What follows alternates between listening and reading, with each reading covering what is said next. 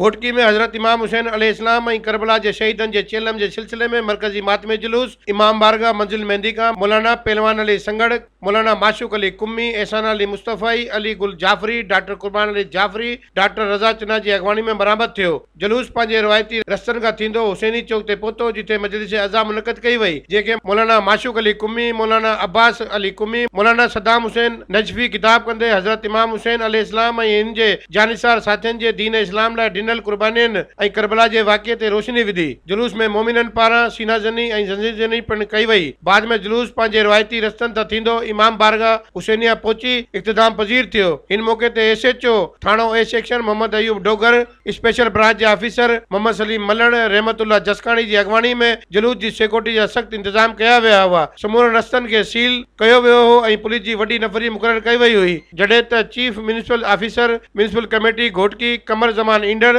Focal person सिकंदरी लाखो पारां जुलूस जी गुज़रगाहनि ते रोशनियुनि जो पिणु इंतजाम कयो वियो। रहमान रहीम नहमदु व नसल्ली अला रसूलिल करीम अम्मा बाद बिस्मिल्लाहिर रहमानिर रहीम। हुसैन मिन्नी व अना मिनल हुसैन। नबी साईं फरमायो तो हुसैन मामो आ मां हुसैन मोहां।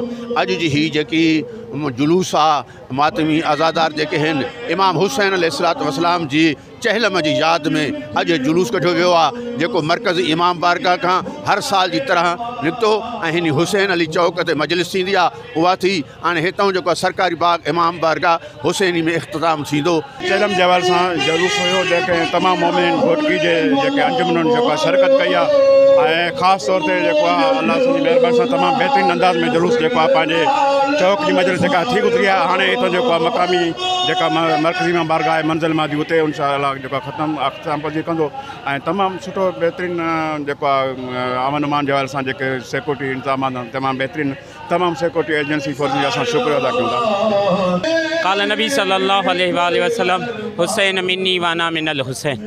ये अॼु चहल में अज़ा जेको इमाम आली मक़ाम इमाम हुसैन अलैहिस्सलाम सन 61 हिजरी में करबला के मैदान में जेकी कुर्बानी ॾिनी, उन कुर्बानी से अहद वफ़ा कंदे अॼु ही चहलम पूरी दुनिया में इमाम हुसैन अलैहिस्सलाम जो मल्हायो वञे थो।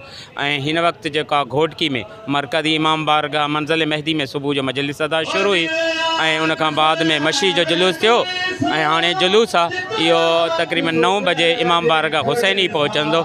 ऐं इमाम मज़ीद ख़बरनि ऐं तफ़सीलात लाइ विज़िट कयो असांजी वेबसाइट www.awamiNewsHD.com ऐं ॾिसंदा रहो अवामी न्यूज़ HD।